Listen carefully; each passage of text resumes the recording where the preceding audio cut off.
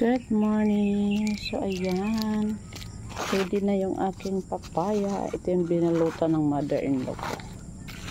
Yan, hinog na talaga siya, walang kasira-sira. Ito ganda. Tago yun naman ang isang, hinog na din siya. So i-harvest ko na siya. Ang lalaki pa naman ng papayang ito.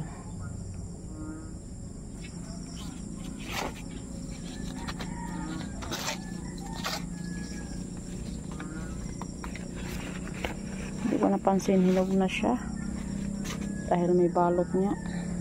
Ito naman ang isa. Ba talaga pag may tanim, guys? Ay, ang laki oh.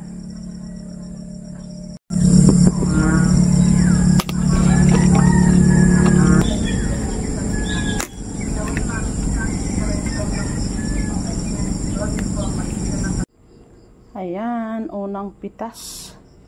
Sobrang lalaki, guys. Siguro mga 3 kilo to. Ito mga 2 kilo.